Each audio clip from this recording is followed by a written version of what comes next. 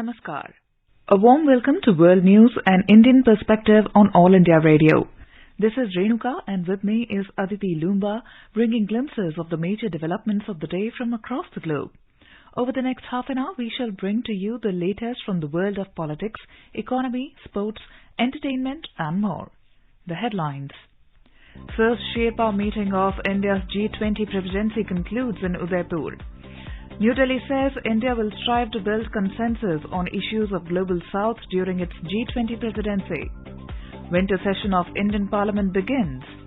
External Affairs Minister S. Jaishankar says India will not tolerate any unilateral attempt by China to alter line of actual control.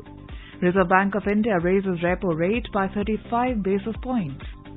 Saiko Mirabai Chanu clinches silver at weightlifting World Championship in Colombia. In football, Portugal and Morocco enter quarterfinals of FIFA World Cup in Qatar. And in cricket, Bangladesh beat India by 5 runs in second one-day international, take unassailable lead 2-0 in 3-match ODI series. First Sherpa meeting of India's G20 presidency came to a successful conclusion in Udaipur, Rajasthan on Wednesday. The meeting saw full and active participation by G20 members, 9 guest countries and 14 international organizations.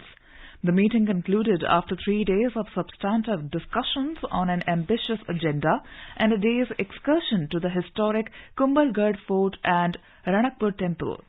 The first Sherpa meeting has set the tone for the forthcoming meetings in 32 different G20 work streams, including the Sherpa track, finance track and engagement groups. The substantive discussions on prevailing global challenges and the warm hospitality with the motto Atithi Devo Bhava resonated throughout the meeting and was highly appreciated by all delegates. The Sherpas of the G20 countries and invitees from countries and international organizations on Wednesday visited the famous Kumbhalgarh Fort in Udaipur, which is a UNESCO heritage site. After 3 days of deliberations on issues of global importance, the excursion to Kumbhalgarh and Ranakpur Temple complex came as a first-hand experience to closely witness the rich history of the country. Talking to AIR News, Sherpa of South Africa said the experience at Kumbhalgarh was breathtaking and attending the G20 meeting has been great. Ambassador at Large to Prime Minister of Bangladesh, Mohammad Ziauddin said Rajasthan has been a place where thrill and excitement exist. After visiting the historic fort, he said he had never seen the fort of such a magnitude.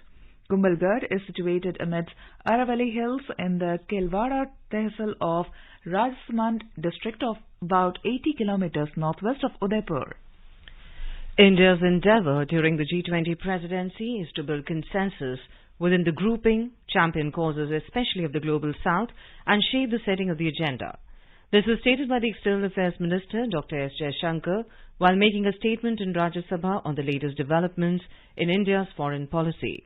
He said G20 will be an opportunity to highlight the 3 Ds of India: development, democracy and diversity. The minister expressed pride that due to India's initiatives, the year 2023 has been declared by the UN as the International Year of Millets. Dr. Jaishankar informed the House that India will be hosting the 17th Pravasi Bharatiya Divas at Indore from 8th to the 10th of January next year. He said President of Egypt, Abdul Fattah al-Sisi, will grace the Republic Day celebration next year as chief guest.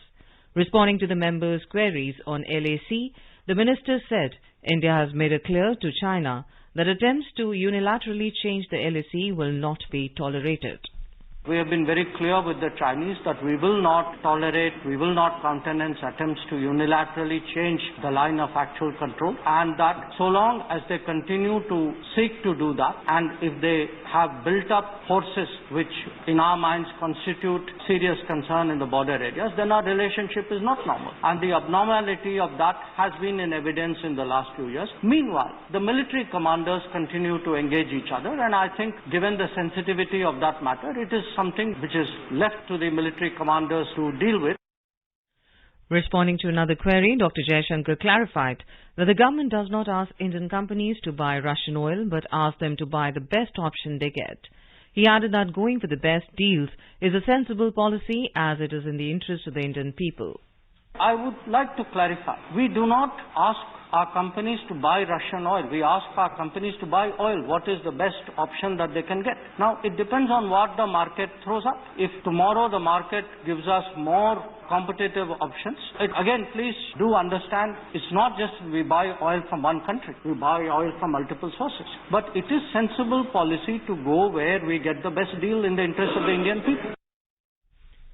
In today's Hotspot section, we bring you a news commentary on G20 presidency, an opportunity for tourism and local economy. Prime Minister Narendra Modi said that the G20 presidency presents an opportunity to showcase India to the world. There is global curiosity and attraction towards India. G20 presidency brings great opportunities for tourism and the local economy. An all-party meeting was held on the 5th of December to discuss aspects relating to India's G20 presidency. The meeting, which was chaired by Prime Minister Narendra Modi, witnessed active participation from political leaders across the length and breadth of India. The Prime Minister stated that India's G20 presidency belongs to the entire nation and is a unique opportunity to showcase India's strengths to the entire world. The Prime Minister also pointed out that there is global curiosity and attraction towards India today, which further increases the potential of India's G20 presidency. The G20 is the group of the world's top 20 industrialized nations, accounting for 85% of the global gross domestic product (GDP) and 75% of the world population. The G20 comprises 19 countries: Argentina, Australia, Brazil, Canada, China, France, Germany, India, Indonesia, Italy, Japan, Republic of Korea, Mexico, Russia, Saudi Arabia, South Africa, Turkey, United Kingdom, and United States, and the European Union. The G20 was founded in 1999 after the Asian financial crisis as a forum for the finance ministers and central bank governors to discuss global economic and financial issues. The G20 was upgraded to the level of heads of state or government in the wake of the global economic and financial crisis of 2007, and in 2009 was designated the premier forum for international economic cooperation. The G20 summit is held annually under the leadership of a rotating presidency. The G20 initially focused largely on broad macroeconomic issues, but it has since expanded its agenda to inter alia include trade, climate change, sustainable development, health, agriculture, energy, environment, and anti-corruption. The Prime Minister emphasized the importance of teamwork and sought the cooperation of all leaders in the organization of various G20 events. He pointed out that the G20 presidency would help showcase parts of India beyond the conventional big metros, thus bringing out the uniqueness of each part of our nation. Highlighting the large number of visitors who would be coming to India during India's G20 presidency, the Prime Minister took note of the potential for promoting tourism and boosting the local economies of the venues where G20 meetings would be organized. Before the Prime Minister spoke, various political leaders shared their valuable insights on India's G20 presidency, including Mr. J.P. Nadda, Mr. Mallikarjun Kharge, Ms. Mamata Banerjee, Mr. Naveen Patnaik, Mr. Arvind Kejriwal, Mr. Y.S. Jagan Mohan Reddy, Mr. Sitaram Yechuri, Mr. N. Chandrababu Naidu, Mr. M.K. Stalin, Mr. Edappadi K. Palanisamy, Mr. Pashupatinath Paras, Mr. Eknath Shinde, and Mr. K.M. Kader Mohideen. Brief interventions were made by Home and Cooperation Minister Mr. Amit Shah and Finance Minister Nirmala Sitharaman. A detailed presentation encapsulating aspects of India's G20 priorities was also made. Those present during the meeting included Ministers Mr. Rajnath Singh, Mr. Amit Shah, Ms. Nirmala Sitharaman, Dr. S. Jaishankar, Mr. Piyush Goyal, Mr. Prahlad Joshi, Mr. Bhupendra Yadav, and former Prime Minister Mr. H.D. Devagowda. The Prime Minister expressed his gratitude and thanked global leaders for extending their support towards India's G20 presidency. The Prime Minister thanked French President Emmanuel Macron for his support to India's G20 presidency. Responding to a tweet by French President, Prime Minister thanked President Macron and said that India would work closely with France. During India's G20 presidency, the G20 would work to focus the world's attention on the issues that affect humanity as a whole. Prime Minister Modi also thanked Prime Minister Fumio Kishida of Japan, Prime Minister of Spain Pedro Sanchez, and the President of the European Council Charles Michel. Prime Minister also thanked US President Joe Biden for his support to India's G20 presidency.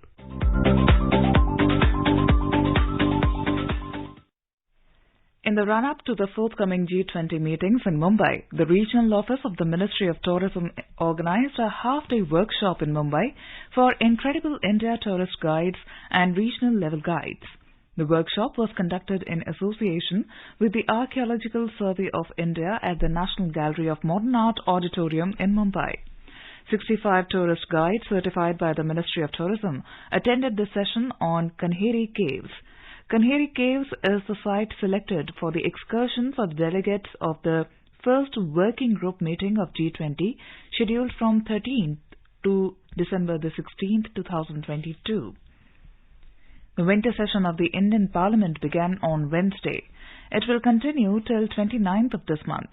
Speaking to media outside the Parliament before beginning of the session, Prime Minister Narendra Modi urged all political parties to take collective efforts to make winter session of the Parliament more productive. He said this winter session is important as the Parliament is meeting at a time when India has assumed the presidency of G20. G20 summit एक समग्र रूप से भारत के सामर्थ्य को विश्व के सामने प्रस्तुत करने का अवसर है। इतना बड़ा देश, मदर ऑफ डेमोक्रेसी, इतनी विविधताएं, इतना सामर्थ्य, पूरे विश्व को भारत को जानने का एक बहुत बड़ा अवसर है और भारत को पूरे विश्व को अपना सामर्थ्य जताने का भी बहुत बड़ा अवसर है। There will be 17 sittings spread over 23 days during the winter session. The Reserve Bank of India, RBI, on Wednesday hiked the policy repo rate for a fifth consecutive time by 35 basis points to 6.25%. The key interest rate has been hiked a total of 190 basis points by 50 basis points thrice since June and once by 40 basis points during an off-cycle meet in May. The central bank increased the rate after inflation continues to stay above its tolerance band. Governor Shaktikant Das, delivering the Monetary Policy Committee announcements, said that the financial year real GDP forecast had been lowered to 6.8%, which is 0.1% lower than the revised estimates released by the World Bank on Tuesday.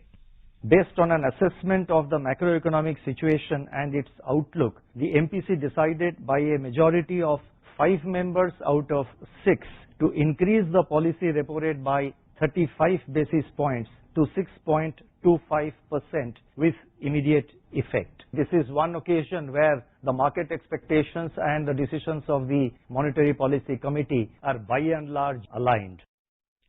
In addition, the RBI has maintained a financial year 23 Consumer Price Index CPI inflation forecast at 6.7%. Shaktikant Das said he expects inflation to moderate as the winter harvest comes in. This is All India Radio giving you the world news. The 18th meeting of the Joint Working Group on Security and Border Management between India and Bangladesh concluded in Delhi on Tuesday. Highlighting their excellent bilateral relations, they reiterated their commitment to further deepen and strengthen mutual cooperation in the security and border-related issues. A release issued by the Ministry of Home Affairs said issues such as border fencing and developmental works within 150 yards of the international border, illegal crossing, cooperation in checking insurgency, combating terrorism, organized crimes and smuggling were discussed in the meeting. The Bangladesh side recalled the Indian contribution during the Liberation War of Bangladesh in 1971. The Indian delegation was led by Piyush Goyal, Additional Secretary, Ministry of Home Affairs. The Bangladesh side was led by A.K. Mukhlesur Rahman, Additional Secretary, Ministry of Home Affairs. Direct flights between Jaffna and Chennai will resume from next Monday. The move is expected to help the tourism sector of Sri Lanka's cash-strapped economy. Alliance Air will operate direct flights between Jaffna International Airport in Palali and Chennai from the 12th of December with 4 weekly flights. The airline is resuming its operations on this sector after a gap of 3 years. On Monday, Sri Lanka's aviation minister told the parliament that the airport runway requires more improvements. Currently, it allows a less number of passengers due to its limited capacity. It was upgraded jointly by India and Sri Lanka in 2019 as the third international airport of the island nation. The United Nations has warned that humanity has become a weapon of mass extinction. UN Secretary General Antonio Guterres said that the world has a chance to stop the orgy of destruction which has put 1 million species at risk of extinction. Speaking at the start of a high-level nature summit in Canada, he said, "It is time to forge a peace pact with nature. Governments are meeting in Montreal to agree targets to reverse the loss of nature. Nearly 200 countries will try to agree on a way to put the world on a path to restoring nature by the end of the decade." Argentina's Vice President Cristina Fernández de Kirchner has been found guilty in a corruption case by a federal court. She was sentenced to 6 years in prison in the case relating to irregularities in the concession of road works.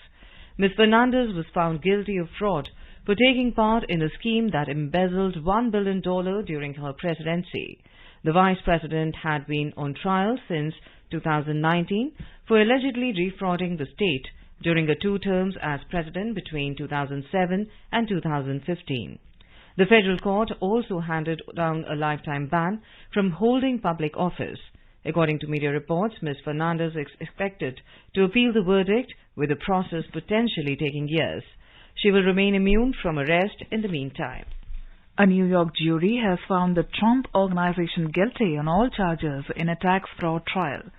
2 corporate entities at the organization were convicted of 17 counts, including conspiracy charges and falsifying business records.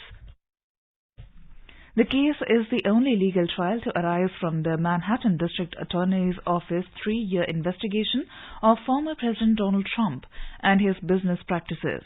However, Mr. Trump was himself not charged. Meanwhile, Donald Trump is being investigated by the U.S. Department of Justice for his handling of sensitive government records after he left office in January 2021, as well as his alleged attempts to undo the 2020 presidential election. In Indonesia, at least 2 people were killed and 8 injured in the city of Bandung when a suspected militant blew himself up at a police station on Wednesday. The head of the Public Information Bureau for the National Police, Ahmed Ramadan, said authorities were coordinating with the counter-terrorism unit to investigate the incident in which the suspected attacker and a police officer were killed. West Java Police Chief Santana said the authorities were investigating a motorbike found at the scene which they believed was used by the attacker. The U.S. State Department has approved a sale of $428 million in aircraft parts for Taiwan to help its Air Force. The Pentagon said the parts would support Taiwan's F-16s, indigenous defense fighter jets, and all other aircraft and systems or subsystems of the U.S. origin. In a statement on Tuesday, it further said the proposed sale will contribute to the sustainment of recipient's aerial fleet, enhancing its ability to meet current and future threats while providing defensive and transport capabilities critical to regional security. Meanwhile, Taiwan's Defense Ministry on Wednesday said the sale was expected to take effect within a month. The United States is Taiwan's most important international arms supplier, despite the lack of formal diplomatic ties. In Iran, Supreme Leader Ayatollah Ali Khamenei has called for revolutionary reconstruction of the country's cultural system as nationwide protest on the authorities during his meeting with the State Cultural Council on Tuesday. Khamenei said the council should observe the weakness of culture in different fields of the country, terming the country's cultural guidance as the main role of the Supreme Council of the Cultural Revolution in the country. Mr. Khamenei pointed out the necessity of revolutionary reconstruction of the cultural structure of the country. The Iranian government has been facing protests since the death of Kurdish woman Mahsa Amini on the 16th of September in police custody after arrest for inappropriate attire. The demonstrations have posed one of the strongest challenges to the Islamic Republic since the 1979 revolution.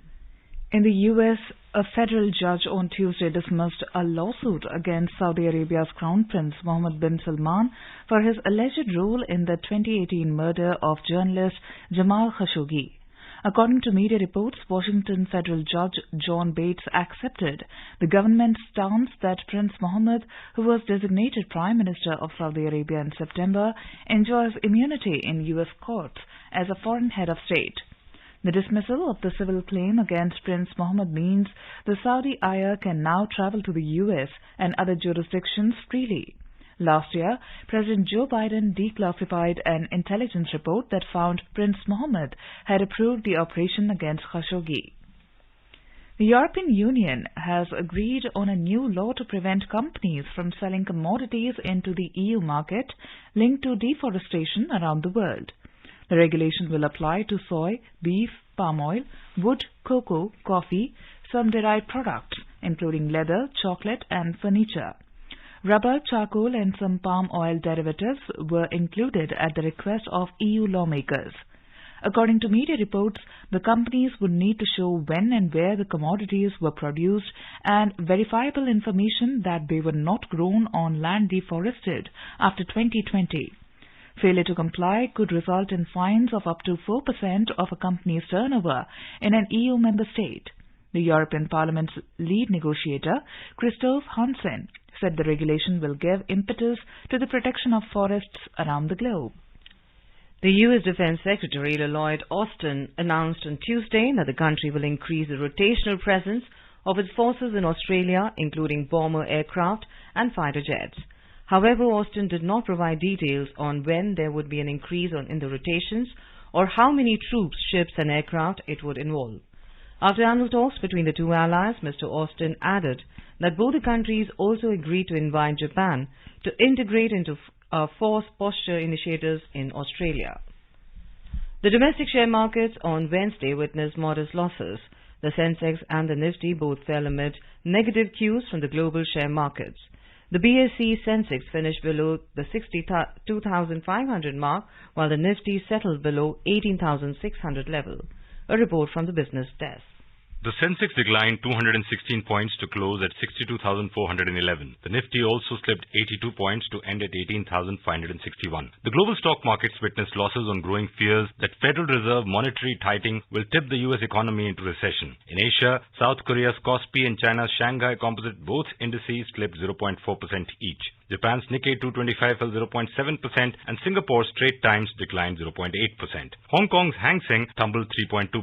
European shares were also down in intraday trade. Oil prices were flat in intraday trade, with Brent crude falling to near its lowest this year. The crude prices fell pressured by concern about recession and easing fears that a Western cap on Russian oil prices would significantly curb supply. Brent crude was trading at $79.40 per barrel. Back home at the multi-commodity exchange, gold futures for February was trading at 53,770 rupees per 10 grams. Silver futures for March was trading at 65,610 rupees per kilogram when reports last came in. In the forex market, the rupee appreciated 14 paise to close at 82 rupees and 48 paise against the US dollar. V. Ravi Kumar for World News, All India Radio. Olympic silver medalist Mirabai Chanu won silver at the 2022 World Weightlifting Championships in Colombia on Wednesday. She beat the Tokyo 2020 champion Hao Xiaowo of China. Mirabai lifted a combined weight of 200 kg compared to Zhua's total of 198 kg. This was Mirabai's second medal at the World Championships, having previously won gold in 2017 with a lift of 194 kg. Meanwhile, China's Zhang Huaihu took home the gold medal with a combined weight of 206 kg. In the FIFA World Cup 2022 football, Portugal crushed Switzerland 6-1 in the round of 16 match and secured their spot in the 2022 World Cup quarterfinals at Lusail Iconic Stadium, Qatar last night. Earlier, Morocco advanced to the quarterfinals after beating Spain 3-0 on penalties after the round of 16 match ended as 0-0 in extra time at the Education City Stadium in Qatar. With this win, Morocco entered the quarterfinals for the first time. Earlier, the match went in extra time where yet again both teams failed to score a goal. This was Spain's fourth World Cup loss in a penalty shootout, the most by a team on football's biggest stage. In the first quarterfinals on Friday, Croatia will take on Brazil at the Education City Stadium in Qatar at 8:30 p.m. Indian Standard Time. In cricket, Bangladesh beat India by 5 runs in the second one-day international at Sher-e-Bangla National Stadium, Dhaka, to take unassailable 2-0 lead in 3-match series. After settling a victory target of 272 runs, Bangladesh restricted India to 266 for 9 in 50 overs. Now let us take a look at the major developments around the world as reported in the foreign press. The Washington Post writes that U.S. did not encourage or enable Kiev to strike within Russia, Blinken says. The Financial Times reports that China retreats from sweeping zero-COVID policies as economic toll mounts. The New York Times writes China stems wave of protests, but ripples of resistance remain. The New York Times writes China stems wave of protests, but ripples of resistance remain. Wall Street Journal writes Georgia Democrat Raphael Warnock wins runoff, re-elected to Senate. Japan Times reports that G7's Russian oil price cap evolves from revenue squeeze to market anchor. Le Monde observes that the UK, a cautious Labour Party, contends with the idea of gaining power. The Guardian writes that Argentina's Cristina Fernandez sentenced to 6 years in $1 billion fraud case. Reuters reports that Nigerian military ran secret mass abortion program in war on Boko Haram. Kathmandu Post says the government has decided to lift the 7-month-old ban on import of luxury goods to meet a condition of IMF ahead of formation of a new government. And a Dhaka court issued arrest warrants against 33 leaders and activists of the opposition Bangladesh Nationalist Party in an arson case, reports Daily Star. And now a quick look at the headlines once again. First Sherpa meeting of India's G20 presidency concludes in Udaipur. New Delhi says India will strive to build consensus on issues of Global South during its G20 presidency. Winter session of Indian Parliament begins. External Affairs Minister Dr. S. Jaishankar says India will not tolerate any unilateral attempt by China to alter line of actual control. Reserve Bank of India raises repo rate by 35 basis points. Cyclone Mirabhai Chanu clinches silver at weightlifting World Championship in Colombia. In football, Portugal and Morocco enter quarterfinals of FIFA World Cup in Qatar. And in cricket, Bangladesh beat India by 5 runs in the second one-day international, take unassailable lead 2-0 in 3-match ODI series. And now, before we end, let us listen to Mahatma Gandhi's favorite bhajan, Vaishnavajan, by artists from Barbados. Vaishnava